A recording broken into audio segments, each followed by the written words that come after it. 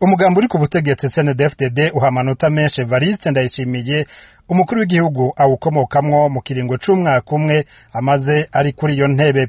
Ibiro bijejwe kumenyesha amakuru muri Cndd vyabwiye ijwi rya Amerika ko umukuru w'igihugu yashitse afata ingingo zikomeye zo guteza imbere igihugu.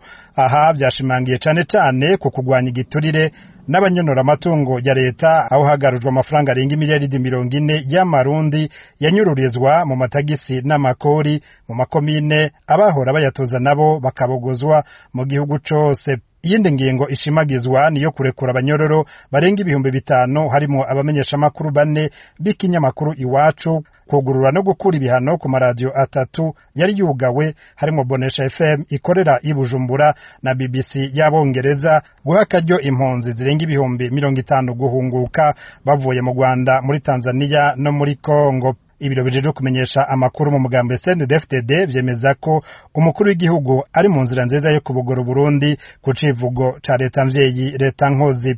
Naho biruko umugambi SNL utavuga rumwe n'ubutegetsi watahukanye ikibanza ca kabiri mu matora yashikanye Perezida Ndayishimiye ku butegetsi, wowe siko ubibona.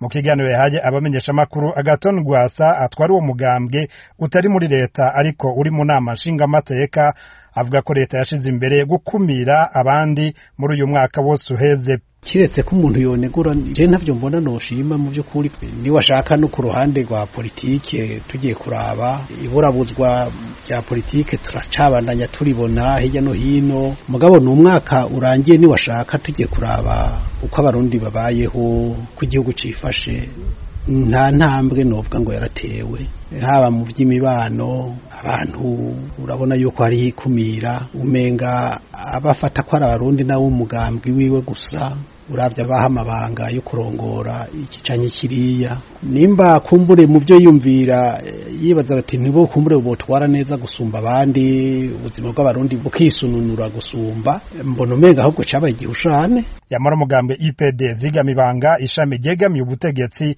ntuhuza na SNL, Abdul Karim Burongoye nabo mu kiganiro yatanze arashima ko Uburundi bwaronse ingabire ya Ndayishimiye nk'umukuru w'igihugu. Abdul Karim arafise ico yisabira iyo ngabire. Turavye uko leta n'umukuru w'igihugu bariko barakora, umugambi w'IPD nga turifuza yuko bobandanya bashira inguvu ku bisata bibiri. Igisata kijanye no kugwanya ibiturire n'abanyuruza amatungo y'igihugu, kuko nkuko mwese mubizi umukuru w'igihugu yama nawe nyene bivuga yuko yifuza yuko abarundi bose boronka icyo bafungura kandi bakaronka n'amafaranga batunga mu mufuko. Twarabonye abantu bagiye bakugwa mu mabanga kubera ko inyifato yabibangamiye ubutunzi bw'igihugu. Twoshima rero yuko iyo ngendo ikwira hose, ntibihagarare kuri barya twabonye gusa canke twumvise. Icya kabiri turifuza yuko boshira inguvu mu ngendo yo gutwara neza, abarongoye abandi bakumva yuko bahari ku neza y'ababitura bose. Ku ruhande rw'amashirahamwe yigenga yandikiye umukuru w'igihugu amubwira ko umwaka wiwe wa mbere w'ubutegetsi waranzwe niho nyangwa rikabije y'agateka kazina muntu. Mu rwandiko rwayo rigiteka ikebura Perezida Ndayishimiye ko yohagarika ubwicanyi kuko ryaharuye abantu barenga 550 bangana n'ica 4 c'abaharugwa ko bishwe mu myaka 5 ya nyuma y'uwo yakoreye mu ngata. Angel niko yagize atwara rigiteka kuri mikro y'ijwi rya Amerika. Aho muri 554 250 batowe ibiziga novuga byicwa bagata mu mazi, mu mashamba, amabarabara, makanivo. Ibyo byose bigatera umutima hagaze rigiteka. Twegera tuti rero hagararira ubutungane, hagararira umutekano mu gihugu, abakora mabi kwayiyamiriza mu majambo bahanwe, navyo ndetse mbere vyogarukana icyizere n'abahunze bagahunguka. Hama n'abasanzwe bafasha Burundi bakawufasha koko bimwe biboneka kuko bafatira kugene agateka kazina muntu n'intwari bereye biri mu gihugu. Ico bikoze ayo mashirahamwe arashima imvugo nziza y'umukuru w'igihugu, akamusaba ko imvugo yojana n'ingiro. Pierre Claver Niyonkuru, Kigali, kubwijwi rya Amerika. Amakuru yacu tuyahere ku makuru avugwa hirya no hino ku isi. Leta zunze ubumwe za Amerika yatangiye ibiganiro n'ibindi bihugu bikomeye ku kibazo cy'abasirikare b'abanyamahanga bari muri Libya.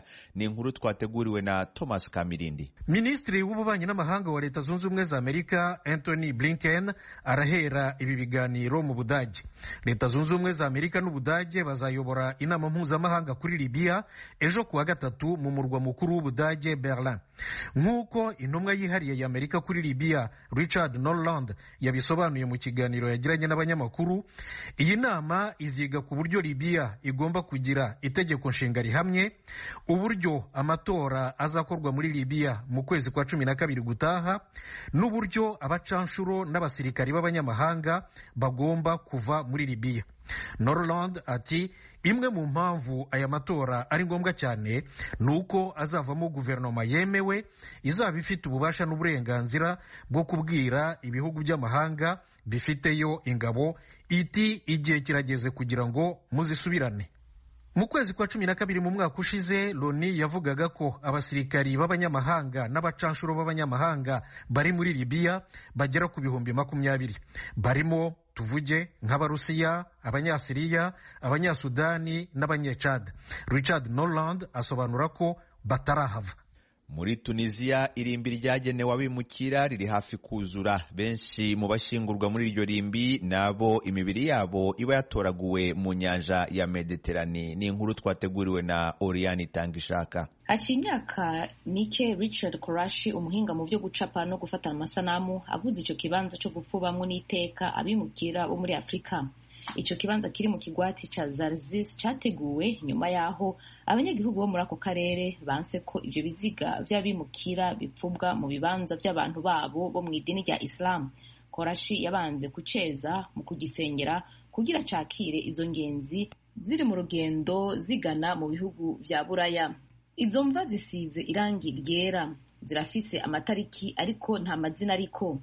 Richard Korashi yabwiye itororokanizo ry'amakuru ryo muri Amerika AP, ari naryo ryateguye iyi nkuru, ko yahubakishije yongera hita itongo rya Afrika kugira hashinguranwe iteka ibiziga by'abagore, abana n'abagabo bitogwa ku nkombe z'uruzi ruri muri ico gisagara. Yashaka kandi ko imiryango y'ababuze ababo ishobora kugendera ico kibanza yibuke ababo kandi ko bari ahantu heza hagana mu ijuru. Umuhinga Richard Korashi yabikoze kandi kugira yibuke murumuna we yatwawe n'izo nzuzi ariko agerageza kujabuka mu bihugu vya Buraya. Itororokanizo ry'amakuru AP rimenyesha kandi ko mu mva zishika 600 zihari, 3 zonyene arizo zanditse ko amazina. Barakoze bagenzi bacu batugejejeho amakuru avugwa hirya no hino ku isi. Tubibutse ko iyi mwumva ari radio Ijwi rya Amerika ivugira i Washington DC mu Kirundi no mu Kinyarwanda. Mushobora kandi gukurikira ibiganiro byacu munyuze ku rubuga rwacu rwa internet kuri wa3.radio@voa.com. Mukanya na amakuru avugwa mu karere k'ibiyaga bigari. Amakuru yacu yo kuri iyi saha tuyahere mu Rwanda. Impirimbanyi y'uburenganzira bwa muntu Ivona Idamange Iryamugwiza yihannye inteko y'abacamanza bamuburanisha abashinja kubogama. Ni nyuma yaho iyo nteko ifata icyemezo cyo kumuburanishiriza mu muhezo. Ni inkuru y'umunyamakuru w'Ijwi rya Amerika Eric Bagirubusa. Ni icyemezo cy'urukiko cyo kuburanishiriza Ivona Idamange mu muhezo cyaje kigwa mu byifuzo by'ubushinjacyaha. Uru ni urubanza ruburanishirizwa ku ikoranabuhanga ry'iyakure. Mbere y'uko inteko iburanisha yinjira mu cyumba cy'urukiko, umushinjacyaha Bwana Kome Harinda Intwari yumvikanye mu byuma by'ikoranabuhanga avugana n'undi muntu ko badashaka ko urubanza rwa Idamange ruburanishirizwa mu ruhame. Ageze icyifuzo ku rukiko, umushinjacyaha yasobanuye ko ubusabe bwe bushingira ku miterere y'ibyaha Idamange aregwa, uburyo byakozwemo n'ingaruka zabyo nk'uko zigenda zigaragara ku mbuga nkoranyambaga no muri rubanda. Yavuze ko ubushinjacyaha bufite impungenge kwiburanisha mu ruhame ryabera Idamange urubuga rwo gukomeza gupfobya jenoside, kwangisha rubanda ubutegetsi no kurushaho gukwiza impuha. Asaba ko mu nyungu z'umudendezo wa rubanda urubanza rwaburanishirizwa mu muhezo. Idamange yahise yaka ijambo yibutsa urukiko ko rwamuhamagaje kuburanira mu ruhame. Yavuze ko ubushinjacyaha butamureze mu bwiru, bityo ko asanga ari ngombwa kuburanira mu ruhame. Aravuga ko urubanza aregwa ari urubanza yiturwa amaherere afunzwe binyuranije n'amategeko. Yavuze ko ubushinjacyaha bufite impungenge z'uko yakwisobanura mu ruhame rubanda rukamenya ukuri ko leta imufungiye ubusa. Mu magambo yagize ati mukuru abanyarwanda mu gihirahiro niba u Rwanda ari igihugu gifite demokarasi ubutabera bukaba bwigenga nimwemere mburanire mu ruhame. Abanyamategeko bamwunganira Brice Bikotwa na Felicien Gashema bikomye ubushinjacyaha ko bwagaragaje ubunyamwuga buke mu gutanga icyifuzo cyabwo. Bavuze ko bwabatunguye kandi ko bitemewe n'amategeko bisunze ingingo z'amategeko. Abunganira urego bavuze ko icyifuzo cy'ubushinjacyaha gihabanye n'amategeko. Baravuga ko kuburanishiriza mu muhezo bishobora kugira ingaruka ku rubanza, bagasobanura ko urubanza rucibwa mu izina ry'abaturage, bityo ko kurushyira mu muhezo waba umwanya wo kubuza rubanda uburenganzira bwo kumenya imikorere y'ubutabera. Umushinjacyaha yemeje ko ibyo Idamange aregwa byagize ingaruka zikomeye birushaho guteza umutekano muke mu gihugu. Bwana Harinda Intwari ati ntitwifuza ko urukiko rwabera Idamange inzira yo kwangisha rubanda ubutegetsi. Yongeye ati perezida wa repubulika ni umuntu udasanzwe ututse perezida abatutsi abamutoye. Ati murifuza ko iyo propaganda yo gukomeza gutesha agaciro ubutegetsi no gushyushya imitwe ya rubanda yakomeza. Byavuze ko nubwo imanza zicibwa mu izina ry'abaturage batagakomerekejwe nazo, Idamange ntiyabyihanganiye maze aho yarari muri gereza yaka ijambo. Yabwiye urukiko ko kugeza ubu nta muntu n'umwe muri rubanda bafitanye ikibazo, ahubwo ko azira kubavugira. Ati kwanga kuburanira mu ruhame biragaragaza ubwo umushinjacyaha afite. Ndagira ngo mbamenyeshe ko ntiteguye kuburanira mu muhezo. Ntabwo nshobora gusubira inyuma kubera kuntera ubwoba. Ndacyarwanira demokarasi kandi nizeye ko tuzayigeraho. N'amagambo yakuruye amarangamutima kuri bamwe bari mu rukiko bagaragaza ukumirwa. Nyuma yo kwiherera umucamanza agarutse mu rukiko, uregwa n'abamwunganira bamwibukije ko bari baramugejejeho mbere y'igihe inzitizi y'ibura bubasha bw'urukiko. Ubushinjacyaha bugasaba ko yazasuzumirwa mu muhezo mu gihe uruhande rw'iregura rwo ruvuga ko bitashoboka kugira icyo urukiko rwakora rutaremeza ko rufite ububasha bwo kuburanisha urubanza. Ni ingingo yasaga n'iyagoye urukiko kuko abacamanza bamaze umwanya bayiganiraho, gusa birangira bemeje ko itabuza gufata icyemezo ku buryo urubanza ruzaburanishwamo. Urukiko rwavuze ko inzitizi zatanzwe n'ababuranyi bombi zireba urubanza. Ashingiye ku ngingo z'amategeko zireba imiburanishirize y'imanza z'inshinjabyaha, umucamanza yemeje ko zose zihuriza ku kuba imanza ziburanishirizwa mu ruhame keretse umucamanza bibonye ukundi. Yemeje ko kubera imiterere, kamere n'uburemere bw'ibyaha Idamange akurikiranyweho rusanga ari ngombwa ko urubanza ruburanishirizwa mu muhezo. Ni ingingo itaguye neza Idamange. Mu ijwi riranguruye yibukije urukiko ko rwamufatiye icyemezo cyavuze ko mu kwemera icyifuzo cy'ubushinjacyaha bigaragaza ko ubutabera kidafite ishingiro. Yahise yihana inteko imuburanisha avuga ko nta butabera yitezeho. Mu magambo ye yavuze ko bigaragara ko mu maso ya buri wese ukurikirana uru rubanza nta butabera azabona. Ati ntabwo nshobora gukomeza kuburanishwa n'abantu bankinisha bashaka kunshyira mu gafuka ngo bankondaguriremo, bamburanije rwihishwa nararezwe ku mugaragaro. Biragaragara ko nta butabera mufite, nta nubwo mwenda kumpa. Nanjye ntabwo nshaka gukomeza kuburanishwa gutya. Sindi igikinisho guverinoma aho yanshyize irahazi. Hazamutse igisa no guharira n'urukiko umwibutsa ko nta burenganzira afite bwo kunenga icyemezo rwamufatiye, ahubwo ko yemerewe kukijurira gusa. Yakomeje abwira umucamanza ko azi neza ko we na leta bamufungiye ubusa. Abanyamategeko bamwunganira bamukumakumye, ariko akomeza kwemeza ko nta butabera yiteze ku yindi nteko yagenwa. Byitezwe ko urukiko ruzasuzuma ubwihane bwe byaba ngombwa rukagena indi nteko imuburanisha, itariki n'uburyo urubanza ruzaburanishwamo. Iki cyemezo cyo kumuburanishiriza mu muhezo gifashwe mu gihe mu iburanisha riheruka iyi nteko yari yafashe icyemezo ko azaburanishirizwa mu ruhame. Idamange aregwa ibyaha 6 byo guteza imvururu cyangwa imidugararo muri rubanda, gupfobya jenoside n'ibindi. Ibyaha byose bikomoka ku mugambo yavugiraga ku muyoboro we wa YouTube avuga ko ari impirimbanyi irwanira demokarasi mu gihugu kandi ko adateze gutezuka kuri uwo murongo. Bagira ubusa ijwi ry'Amerika Nyanza mu majyepfo y'u Rwanda.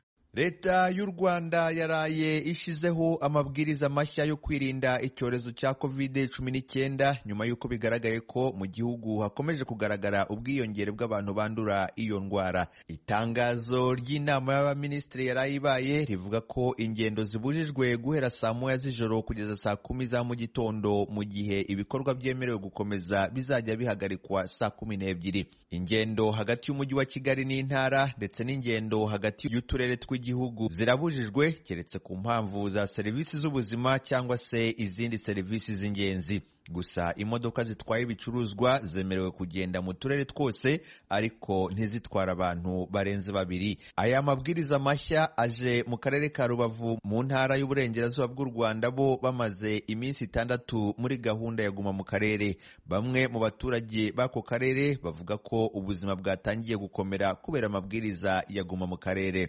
Ni inkuru y'umunyamakuru w'ijwi ry'Amerika Jean Baptiste Ndabananiye. Ubuzima sinavuga ngo bumeze neza kuko abakiriya baragabanutse, amasaha yo gukora yaragabanutse. Ntabwo ubuzima buri kugenda nk'ibisanzwe ubuzima nyine busubira inyuma uko abantu batagicuruza nk'uko bacuruzaga bacuruza buhora n'ujya guhaha ugasanga bafunze isaha bashyizeho ya saa 12 abantu niho bavuye ku kazi nkatwe ducuruza tubura uko tugurisha byahindutse nabi rimwe na rimwe ukanaburara kandi wiriwe ku kazi imaze kuburara inshuro imwe kandi no munsi ndagera ko ndi buburare ubuzima buri kuba bubi nk'ubu kuva mu gitondo turicaye usibye umuntu umwe twakiriye muri ateriye yose kandi nta cyizere dufite ko turi bubone abandi kuko amasaha yo gutaha ari kwegereza ubuzima buri kuba bubi cyane bwabaye bubi ubuzima ndabona bwabaye bubi kabisa abo ni abaturage bo mu mirenge ya Rubavu Gisenyi na Rugerero ijwi rya Amerika yavuganye nabo kuri uyu wa mbere ni ku munsi wa gatanu nyuma y'uko minisitiri w'ubutegetsi bw'igihugu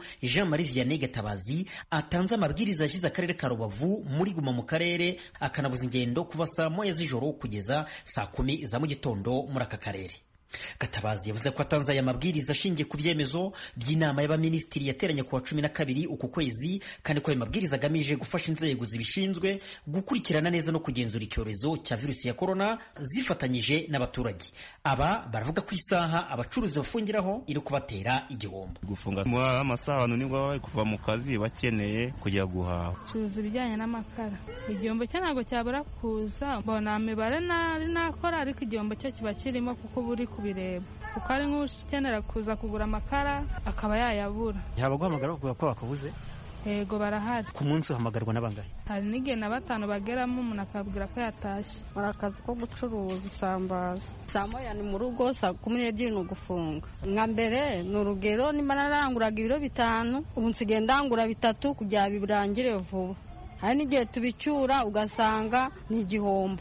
Intero yaba twasanze mu nzu bakoreramo inkweto zizwi nka Made in Rwanda nimwe niyaba bamaze kuvuga ko ubucuruzi bwabo bwatangiye kuhakubitikira. Nk'amafaranga turi guhomba aho birabyemezo bitangiriye hagabanutse nka 70%.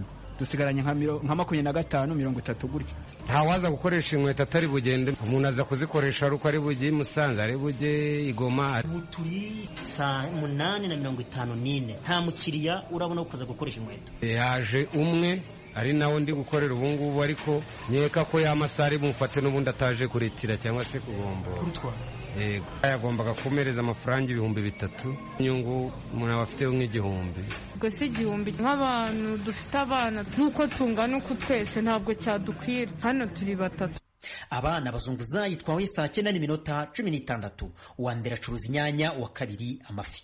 Ko wagiye akabari kutaha ikiri kubitera ni guma mu karere kubera ko umuntu yajyaga gushaka nk'imari muri Ngororero cyangwa se mu Ruhengeri umuntu yageze hano akabonamo akanyungu. Mbere natangiraga saa 2 saa 6 ngabandi atashye ngaba mfite nga 4 cyangwa 5 byanjye by'inyungu. None ubu mfite cya 5. Ndabona ibasisa naho yuze iruzuye. Ku munsi w'ejo naratashye nta n'ikintu mbonye izi nizanagaruye uyu munsi. Turi kugenda kurangura ibintu twabicyura ntitugurishe nguko twagurishaga. Izi saha nabaga narangije wenda se nkambonye nka 3 by'inyungu. Imari naranguye yose ndacyayifite. Abamotari nabo barataka. Aba twase dukubitana tukimara kuvugana n'aba bazunguzayi. Bitarahinduka mubona baga mfite 8-7 byanze mu muhanda. Kano kare buri nakubukira rugendo kaba kagizwe n'abava hirya no hino none ubu naba mu karere gusa. Guma mu karere nyine uko ari nko kuguma mu rugo buriya uri murabona y'abantu batari guhahirana kubona umugenzi gusinyaye ngo tugende ni zabu no gushaya yuko twinjira mu mavene hose. Ubu ngubu nanywera isasi ya 3 maze gukoreramo 2,500 ukumva ngise ndayagaruza. Abo twavuganye bose uko ari 11 bafite ubwoba ko guma mu rugo ya kabiri yabiri mu nzira. Aba ni bamwe muri bo. Turabyiteguye gose kuguma mu rugo nibwo twabona imibare izamuka gucya. Mbere twagiye muri guma mu rugo hafashwe abantu 200 none ukuba ngo hafashwe abantu bageze muri 400. Cyane ndazifite cyane ko guma mu rugo yagaruka abantu batubahirije nk'amabwiriza leta yashizeho. Byashoboka ko no mu kanya mfite umwana wiga ku ishuri muri Rubavu nagiye ko nambona ngo akarere katanze warareye ibizami. Numva ngo ntabwo ni nabimenya neza bavuga ngo bari gushaka gukoresha ibizamini ngo bikorwe vuba ariko ntabwo namenya amakuru neza. Niyo mpamvu niki Minisitiri w'ubuzima Daniel Ngamije yumvikanye mu cyumweru gishize yerurira abaturarwanda ko icyemezo cya guma mu rugo ya kabiri kizafatwa nihagira abakomeza kurenga ku mabwiriza yo kwirinda COVID-19 harimo kwambara agapfukamunwa mask, bigatuma iki cyorezo gikaza umurego. Tubigira inshingano zacu mu kumukebura. Wikwemera ko umuntu akuvugisha atambaye mask kuko ashobora kukwanduza. Dukurikize amabwiriza yo kwirinda bitaraba ngombwa kwashyirwaho ingamba zikarishye zirimo na guma mu rugo ya kabiri, kandi tuzi neza ingaruka yagize. Abavuganye n'ijwi rya Amerika nabo barasaba buri wese kwitwararika yubahiriza ingamba zashyiriweho kurwanya virusi ya corona kugira ngo hatabaho guma mu rugo ya kabiri, nabo bemeza ko yazonga abantu. Bongeraho ko leta ifite ishingiro ryo kuba yarashyiriyeho aka karere ayo mabwiriza, kandi ko hari n'abarenga ku mabwiriza yo kwirinda virusi ya corona. Kuva tariki ya 10 z'uku kwezi, ishyirahamwe Delight Rwanda riharanira imibereho myiza y'abaturage mu Rwanda rifatanije n'impuzamashyirahamwe y'abari n'abategarugori dutera imbere batangiye ubukangurambaga bw'iminsi 45 bwo kurwanya ihohoterwa rikorerwa abari n'abategarugori mu Rwanda. Mu kanya gashize mugenzi wacu Geoffrey Mutagoma yaganiriye na bwana Eddie Mwerekande ukuriye ubukangurambaga na bamwe mu bagizweho ingaruka n'ihohoterwa rikorerwa kuri internet barimo Kamariza Diane na Mugeni Clarisse. Bwana Mwerekande aratangira asobanura ubwo bukangurambaga uko buteye. Ni ubukangurambaga bugamije gufasha abanyarwanda, gufasha abakoresha internet, by'umwihariko abahuye n'ibibazo by'ihohotera ndetse n'abandi bagize bitabiriye ihohotera rikorerwa abagore n'abakobwa ariko wenda batazi yuko bari mu gukora iri hohotera. Tukaba tugamije mu minsi 45 twateguye nibura abarenga 80% kuba bamenye ko iri hohotera ribaho. Mu by'ukuri wenda nituza kwinjiramo neza turaza gusanga ko hari abahuye n'ikibazo cy'ihohotera batabizi yuko bagize uruhare kugira ngo bahohoterwe. Tunarebera hamwe hari n'ibibazo twagiye duhura nabyo, hari abahohoterwa babigizemo uruhare, hari none n'abahohotera bazi yuko bari mu gushaka kugira ngo posti zabo zigaragare, zibonwe, zihabwe amalike n'ibindi byose, ariko ugasanga barimo guhohotera. Muri ubu bukangurambaga rero nk'uko twabuteguye nka Delight Rwanda, tukaba tuzibanda cyane kuburira abakoresha internet ko ubu iki kibazo cy'ihohotera kibaho kugira ngo bakimenye bakirinde. Ubukangurambaga twabuteguye mu buryo nanone dukoresha ikoranabuhanga, dukoresha social media cyangwa imbuga nkoranyambaga, twongera tuburira abagore n'abakobwa muri iki kibazo. Ariko iyo uvuze ijambo guhohotera cyangwa guhohoterwa ni ijambo rusange, mu by'ukuri guhohoterwa gute? Gerageza kubisobanura neza. Mu by'ukuri urakoze cyane, ni ijambo rusange rishobora kumvikana. Twebwe turibanda ku ihohotera rikorerwa ku mbuga nkoranyambaga, ihohoterwa rikorerwa kuri murandasi cyangwa internet, ariko by'umwihariko rigendereye abagore n'abakobwa.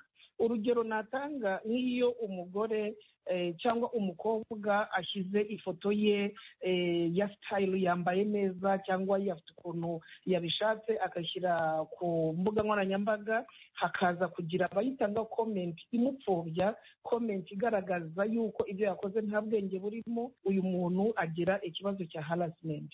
Ikindi muri iri hohotera rikorerwa ku mbuga nkoranyambaga, hari ikibazo turi buze gusanga kuko uraza kugira nabo uganira nabo, aho umwana w'umukobwa ashobora kumva ashaka icyo twita mu mvugo y'ubu ngubu hiti kumenyekana. Ndashyiraho agafoto nambaye akamini ngaragaza imiterere yanjye, intege n'ahandi, ashaka kugira ngo abone views nyinshi mu bundi buryo cyangwa ubundi, ugasanga babyuririyeho baramuhohoteye. Hari n'ikindi kibazo cyagaragaye muri no campaign nacyo kiri mu byatumye tuyitabira, aho usanga umwana w'umukobwa bano bakoresha imbuga nkoranyambaga cyane cyane YouTube, ugasanga arashaka kubakoresha kugira ngo bakine bambaye mu buryo bwa bushitura cyangwa bwa attractinga aba viewers, abakurikiye izo mbuga, ugasanga hari imbogamizi bagiye bahura nazo. So iyo tuvuze ihohotera rikorerwa ku mbuga nkoranyambaga, ni rikorerwa umukobwa cyangwa umugore bitewe na post cyangwa icyo yashyize ku mbuga nkoranyambaga. Bikorwa mu byiciro, wenda ndibuze kubigeraho ni mu bimbaza bitandukanye, ibyiciro by'ihohoterwa bahura nabyo ku mbuga nkoranyambaga ndetse n'ingaruka bahura nabyo iyo bamaze guhohoterwa. Mu ncamake twebwe ntago ubukangurambaga bwacu bushingiye ku ihohotera muri rusange, ni irikorerwa abagore n'abakobwa ku mbuga nkoranyambaga, ku bitekerezo byabo, kuri posti cyangwa icyo bapostinze kuri social media. Ugasanga twebwe turashaka yuko uru rubyiruko cyane cyane abakobwa bitondera ikintu cyose agenda ushyira ku mbuga nkoranyambaga kuko gishobora gutuma bamwataka. Mukanya ndagaruka iwawe nkubaza ababirimwo, ababikora ni bande, uburyo babikora, ariko reka tubanze tujye kwa Kamariza Diane atubwire uko byamugendekeye. Kamariza Diane, nanone ikaze mu kiganiro muri Sanga. Murakoze cyane. Nuko ngaho rero dutekerereza uko byakugendekeye. Ukuntu byangendekeye, nashakaga gukora fashion, gucuruza imyenda, avuga reka mbishyire ku masosho media, ku ma Instagram, njye nkambara umwenda nkapostinga. Mu gupostinga kwanjye nkabona comment nziza, abandi banca intege kubera umwenda hariho abantu baba batandukanye batatu uwo mwenda. Abenshi hariho umuntu ukunda umukobwa wambaye bini, washyiraho bini, ukabona support, ukabona abantu benshi barabyakiriye, abandi ntabwo babyakiriye neza, ugasanga baraguca intege bakubwira ati iyo myenda ntabwo ijyanye n'imyaka yawe, ntabwo iyo myenda jya wambara wikwize, ibintu nk'ibyo ngibyo. Sasa nanone challenge nini ihari yo nahuye nayo n'imwe, hari ukuntu abantu bari muri ibyo bihugu byateye imbere nyine uba ufite abafollowers cyane kuri Instagram, wapostinga umwenda, umuntu agataha muri inbox yawe akakwandikira akakubwira ego ndabona uri kugerageza ushaka imibereho, akakubwira ati rero kuri ndi like muri Dubai hava imyenda myiza, hava ibintu byiza, inkweto nziza, nshobora kugufasha. Ukagira n'izindi muwe ashobora kuba akugiriye, ariko after ibyo ngibyo afite ibindi bintu ashaka, like akakubwira ati njye ndashaka kukoherereza ibintu, ariko nawe ugomba gukora iki n'iki. Ubwo ni nk'iki? For example, akakubwira ati njye niba uri mu buriri ndashaka nkuhamagare video call, ndashaka kubona amabere yawe, ndashaka kubona imyanya y'ibanga yawe, ibintu nk'ibyo ngibyo. So wakwanga ugasanga ahatinze nka account yawe, akajya yikoresha ibindi bintu like nko gucuruza, we yinjiza agacuruza ashaka. Urugero avuga ati uyu mukobwa nyine akora video calls, agakora sexy kuri internet. Ubwo iyo umuntu nyine mugenzi we abibonye aravuga ati angahe, ugasanga watangiye gucuruza ifoto yawe akinhereza wenda $200, 200 njye muguhereze mukora ibyo mukora. Ugasanga nyine ibintu nk'ibyo ngibyo biraguca intege. Kandi ibyo ni ibintu nagiye mpura nabyo cyane. hari nk'umuntu wabimbwiye arambwira ngo niba nshaka iduka rinini cyane riri expensive, nimureke turyamane. Ava hanze araza turahuza finally mu gihe cyo kugira ngo amere inkunga nk'uko yajyaga abinyemerera, arambwira ngo turyamane. ndamubwira se urumva kuryamana ari cyo kintu cya mbere twashyira imbere? Mbese waretse tugakora ibintu byagenda neza, ukazafata amafaranga yawe wampaye, wafatiriye ikintu ushaka ni kuryamana nawe. Yafashe amafoto yanjye yose aragenda ayakoresha ibintu yifuza. Noneho twakire Clarisse Mugeni. Clarisse, wowe byakugendekeye bite? Murakoze cyane. Uko byagenze, urumva hari ukuntu abantu bohereza ama message kuri nimero zisanzwe, Facebook, Twitter na Instagram. Uko byanambayeho no kuri WhatsApp, akenshi bikunda kuba kuri nimero zo bakoresha nimero zo hanze cyane abantu babikora ugasanga umuntu arakuvugisha rimwe kabiri akohereje mesaje akohereje amafoto hanyuma agatangira kubwira ati ndashaka ko tuganira kuri video ko akaguhamagara akifata amasafi akavuga amagambo hanyuma rero iyo ngira ngo njye naramukubye ko twaraganira igihe kirambuye mbona n'umuntu atangiye gukuramo imyenda n'iki dorere nyagukuramo imyenda se koko atangira kuvuga ibintu hanyuma rero ndamukubye ntabwo yatuje ahubwo yahise akoresha indi nimero yindi yo ku ruhande nabwo arampamagara ko sinita ko ari we numva atari we ugarutse turaguma turavugana nk'ibisanzwe ariko nanone aza kongera kandi ntabwo bakoresha ntabwo ari ibintu bahita bavuga ukuri ngo atakubwira icyo ashaka ahubwo ni abantu babanza kukwica mu mutwe gahoro gahoro kandi nk'uko mubizi abadamu intege zacu ni nke cyane ku bijyanye no kuba wakumva iyo umuntu avuze ikintu wumva cyane kurenza uko akora hanyuma ubwo yakubwiraga ko agukunda rero turavugana yego yambwiraga ko ankunda ambwira ko ndi mwiza ambwira ko azajyana i burayi yari muntu ki yari umunyarwanda cyangwa yari umunyamahanga yari umunyamahanga mwaganiraga mu ruhe rurimo yari umunyamahanga mu cyongereza nuko rero ati narakwihebeye ati ndagukunda ati ndifuza ko tuganira tukabonana nta kibazo hanyuma rero ikintu cyaje kuntungura ni ukuntu yambwiye tujya mu cyumba uri wenyine tuvugane ndamubwira nta kibazo arambwira ati ndashaka kukubona mbone gute tuvugana kuri video call ati kuramo bino na bino ndumva nshaka kureba ndamubwira hanyuma we rero atangira gukuramo imyenda bigaragaza ko wenda ni igikorwa cy'urukozasoni kubona umuntu yerekana ubwambure bwe kuri social media cyane kandi bari abantu ngira ngo abantu babikora bafite imbaraga ko abanza kukoherereza amafaranga kugira ngo akwereke ko muri kumwe cyangwa muri n'abafiyanse nta kibazo kibyihishe inyuma hanyuma iyo amaze kukwica mu mutwe nibwo atangira kukuroga bwa burezi bwabo bakoresha bwo kwambura ubusa hanyuma rero iyo umuntu utacanye ku maso cyangwa udafite mu mutwe nawe wirotuva wageze muri cya gikorwa none se we yari yabanje kukoherereza njye yari yabanje kunyoherereza urumva yabanje arabikora arambura ndavuga amafaranga hari amafaranga yabanje kuguha ku buryo aguha amafaranga akavuga ati akira dore turi kumwe nawe ugahita wumva ko wa muntu ni umuntu wanjye njyewe yabikoze mbere ataranyohereza amafaranga ubwo n'urugero nari ntanze kuri mugenzi wanjye nzi ibyabayeho kuko we yabanje kumwohereza amafaranga kandi ntekereza ko umuntu wabikoze we yari umunyarwanda ntabwo yari umunyamahanga ni bamwe baba hanze kuko nawe yakoreshaga nimero yo hanze ariko byambayeho ngewe amafaranga ntarayakira wari ugikomeza nari mvuze ngewe byambayeho amafaranga atarayanyohereza ariko bamporomisinga ko hari ibintu azanyoherereza bikomeye hanyuma rero biza kurangira amukubye ariko nyine agakomeza kunyohereza amamesaje atari meza n'iki ngo birarekera nshuti muduteze amatwi aha niho dusoreje amakuru yacu yo kuri iyi saha ndabashimira ko mwahisemo gukurikira ijwi ry'Amerika nshimira na bagenzi banjye bamfashije gutegura aya makuru washyize hamwe aya majwi ni Fasil Gebeho amakuru yarahagarariwe na Frederic Nkundikije naho kuri mikoro mwari kumwe nanjye Edi Rwema ubafashije kuyakurikira mbasezeho mbifuriza amahoro n'amahirwe